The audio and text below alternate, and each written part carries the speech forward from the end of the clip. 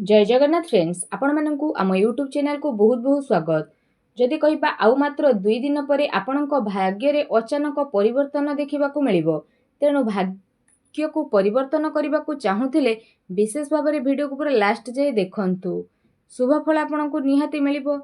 जहा पई जदि कहिबा कोन सब आपणकू लाभ मिलिबो, ग्रहंकर बक्री अवस्था, ग्रहंकर स्थिति कौन रहुची एवं आपणकर प्रथम भागरे शनि विराजित, चतुर्थ बृहस्पति, पंचम सूर्य सहित बुध रोचंती, जहा सहित विशेष भाव में जदि कहिबा षष्ठ घरे आपणकर केतु विराजित अछंती, मंगल सप्तम रहिछंती, तो द्वादश भागरे राहु विराजित करिछंती।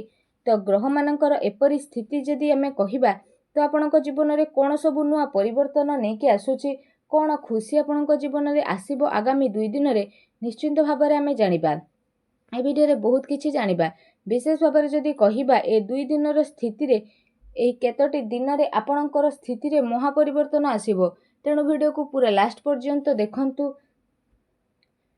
जदि कहिबा ग्रहराज शनि द्वारा विशेष भाव में आपणक जीवन में बहुत बड़ परिवर्तन आसीबो। आपणक जीवन में यूटर्न आसीबो। शनि बक्री अवस्था रे रहिबे तो स्थिति रे परिवर्तन मध्ये देखिबा पई मिलिबो। तो 5टी दिगरु आपणको विशेष भाव में लाभ देखिबाकू मिलिबो। 3टी क्षेत्र में सावधान मध्ये आपणको रहिबाकू पड़िबो। आसंतु जानिबा 2 दिन स्थिति किपरि रहिबो। तेणु वीडियो को पूरा लास्ट जाए देखंतु। वीडियो भल लागिथिले कमेंट बॉक्स रे जय शनिदेव बोली अवश्य लिखंतु। वीडियो को लाइक शेयर कमेंट करंतु। सर्वप्रथमे आपणको पई कहिबा बंधु मिलनर जोग मध्ये रहिबो, जहा कि नूतन बंधु आपणको मिलिबो, जहा फल रे आपण से सब को नै लाभ उठेबे। ता सहित अतीत रे किछि बंधु, अतीत रे किछि मित्र जे आपणकोठु दूरेई जाइथिले तो सेमानक सहित आपणकर किछि शत्रुता, किछि आपणकर वाद विवाद होइथिला तो पुनर्बार जोड़ी मध्ये होई पारंती। आगो को आपणकर बंधु मिलनर प्रबल जोग बनुची। निश्चिंत भाव में बहु दिन देखि नथिबा बंधु को देखिबे और तांको द्वारा उपकृत मध्ये होई परिबे और तांको द्वारा किछि ज्ञान जहा आपणको जीवन में बड़ परिवर्तन आनिबो। तो निश्चिंत भाव में एक कथाटी को मन रखंतु। विशेष रूप से जदि कहिबा ए सप्ताह मध्य निश्चिंत भाव में अर्थर प्रबल संभावना रही। शनिदेव जेहेतु बक्री अवस्था रही, जहाँकि आपणको पई विशेष भाव में स्थिति रे परिवर्तन आसीबो। एहा सहित विशेष रूप से जदि कहिबा आपणको धन लाभर संकेत मिलुची। ता सहित आपणको ऑनलाइन तरफरु मध्ये कोनोसी भल सूचना मिली पारे। आपण जदि कोनोसी मित्रंक ठारू धनर आशा करिथिले तो धनर स्थिति मिलिबो। ऑनलाइन माध्यम जदि किछि कार्य करूछंती तो भी बहुत भल स्थिति आपणको पई बनिबो। अचानक धन मिलिबार संभावना मिलिबो। किछि ना किछि धन एपरि मिलिबो जहार चिंता आपण करि नथिबे। जदि आपण अर्थ लाभ पई कोनोसी कार्य रे हाथ देउछंती, कोनोसी कार्य को आगो को बढ़िबा पई चेष्टा करूछंती तो भी करंतु। कोनोसी क्षेत्र रे निश्चिंत भाव में धन मिलिबार विशेष रूप से संभावना मिलिछि। बहुत बड़ लाभ आपनको प्राप्त हेबो। प्रत्येक क्षेत्र रे आपनको सफलता मिलिबो। जे क्षेत्र रे आपण आगो को जिबे से क्षेत्र रे आगो को बढ़िबे। जो भी प्रतियोगिता रे भाग नेबे, जहा भी करिवे सेथिरे आपनको सफलता ही सफलता मिलिबो। कारण भाग्यर सहयोग मिलिबो, भाग्य साथ देबो। जहा भी आमे करिथाउ सेथिरे भल फल हमको प्राप्त होइथाय। किंतु भाग्य जेहेतु बलवान होइथाय, अल्प काम कले मध्य बहुत किछि मिलिथाय। तेणु भाग्य तो जानी थाए काहाकू कोन मिलिबा, आमे तो खाली परिश्रम करिथाउ। ग्रहंकर परिवर्तन जोगु एबे भाग्य रे महा परिवर्तन हेबाकू जाउछंती। आपण आगरू किछि करिछंती आ फल पई आशा करिछंती तो आपनको सफलता मिलिबो। प्रतिटी क्षेत्र रे जययुक्त हेबे, किछि नुआ शिखिबे एवं किछि नुआ शिखिबाकू आग्रह बढ़िबार स्थिति मध्ये आपणको पई बनु अछि। आपण कोनोसी भी शुभ कार्य ए टाइम रे आरंभ करंतु, देखिबे आपणको निश्चिंत रूप रे लाभ ही लाभ देखिबाकू मिलिबो। एहा सहित आपणको आय रे बुद्धि घटिबो। जे कोनोसी क्षेत्र हो, कर्म क्षेत्र हो तो किछि एक्स्ट्रा इनकम मध्ये आपणकर होई पारे। आयर वृद्धि मध्ये हेबो विशेष भाव में। ता सहित आपण कोनोसी भी दिगरु अर्थ रोजगार करथुले तो सेथिरे मध्ये आपणको भल जुग बनु अछि। एहा सहित विशेष भाव में जदि कहिबा तो ए सप्ताह रे आपणकर कर्मर फल मध्ये बहुत ही भल रहइबो। कर्मर स्थिति रे भल जोग मध्ये बनु अछि, जहा कि जे कोनोसी कार्य आपण करंतु ना काहे कि तो आपणको पई स्थिति बहुत ही भल रहिबो। किछि बाधा आपणको मिलुथिला तो बाधा रे परिवर्तन आसीबो। तो विशेष रूप से जदि आमे कहिबा स्थिति बहुत भल रहिबो। भल सुखी रहिबे। प्रत्येक क्षेत्र रे जहा भी आपण करूछंती, छोट काम करंतु, बड़ काम करंतु, जहा भी करंतु, ତ ଆପଣ ସେଥିରେ ଖୁସି ଅନୁଭବ କରିବେ।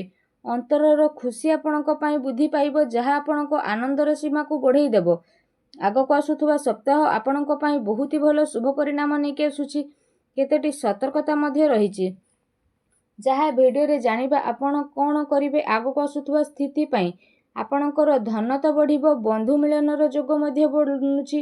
ପ୍ରତ୍ୟେକ କ୍ଷେତ୍ରରେ ସଫଳତା ମିଳିବ, ଆୟରେ ବୃଦ୍ଧି ହେବ ଏବଂ କର୍ମରେ କିଛି ଏପରି ଯୋଗ ବନୁଛି ବିଶେଷ ରୂପରେ ଯାହାର ଶୁଭଫଳ ମଧ୍ୟ ଆପଣଙ୍କୁ ପ୍ରାପ୍ତ ହେବ ଏବଂ ଯାହା ଆପଣଙ୍କ ପାଇଁ ଆଗକୁ ଯାଇକି ବହୁତ ହି ଶୁଭଫଳଦାୟକ ସାବ୍ୟସ୍ତ ହେବ।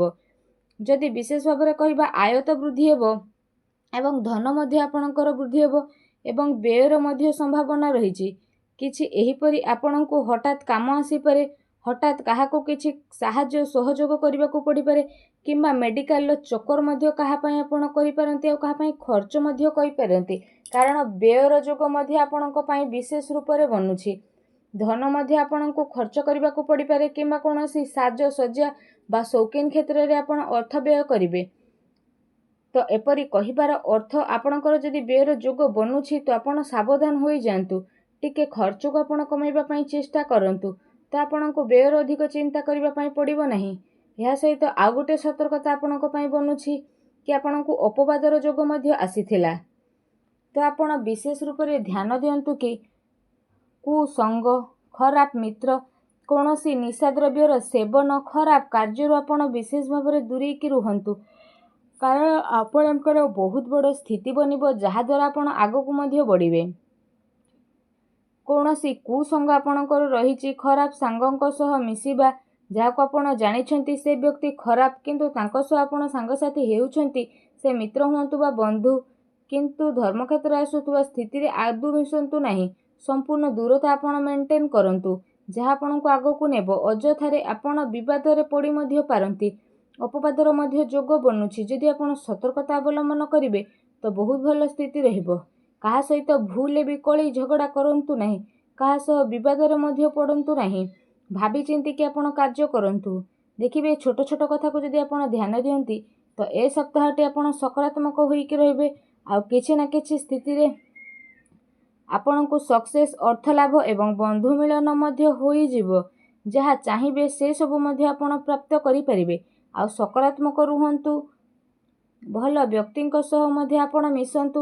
ଏହା ସହ ଜୀବନରେ କିଛି ନୂଆ କରିବା ପାଇଁ ମଧ୍ୟ ଆପଣ ଚେଷ୍ଟା କରନ୍ତୁ ଏବଂ ସକାରାତ୍ମକ ରୁହନ୍ତୁ ଏବଂ କିଛି ପରିବର୍ତ୍ତନ ନିଜ ଜୀବନରେ ଆଣନ୍ତୁ। ଦେଖିବେ ଆପଣଙ୍କ ଜୀବନରେ ନିଶ୍ଚିନ୍ତ ରୂପରେ ବହୁତ ଚମତ୍କାର ପରିବର୍ତ୍ତନ ଆଣି ଆସିବ।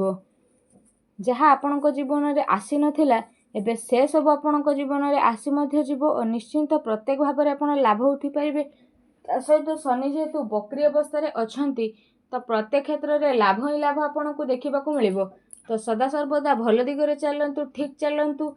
ଆଉ ଯେମିତି ଆପଣ ଜାଣିଛନ୍ତି ଆପଣଙ୍କର ସ୍ୱାମୀ ଶନିଦେବ, ତ ଶନିଦେବ ଭଲ ଫଳ ପ୍ରଦାନ କରିଥାନ୍ତି ତ କେବେ ଭଲ ଫଳ ପ୍ରଦାନ କରିଥାନ୍ତି। ତେଣୁ ସାବଧାନ ପୂର୍ବକ ଆପଣ କାମ କରିବା ପାଇଁ ଚେଷ୍ଟା କରନ୍ତୁ, ନଚେତ୍ ବହୁତ ବଡ଼ ପରିବର୍ତ୍ତନ ଆପଣଙ୍କ ଲାଇଫରେ ବିଶେଷ ଭାବରେ ଦେଖିବା ପାଇଁ ମିଳିବ।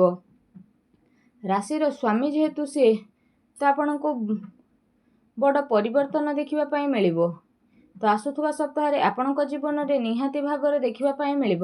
ବିଶେଷ ରୂପରେ ଏ କଥାକୁ ଧ୍ୟାନ ଦିଅନ୍ତୁ ଏବଂ ଆଗାମୀ ଜୀବନ ପାଇଁ କିଛି ସତର୍କତା ଅବଲମ୍ବନ କରନ୍ତୁ। ଭିଡ଼ିଓଟି ଭଲ ଲାଗିଥିଲେ ଭିଡ଼ିଓଟିକୁ ଲାଇକ୍ କରନ୍ତୁ ଓ କମେଣ୍ଟ ବକ୍ସରେ ଜୟ ଶନିଦେବ ବୋଲି ଅବଶ୍ୟ ଲେଖନ୍ତୁ। ଧନ୍ୟବାଦ।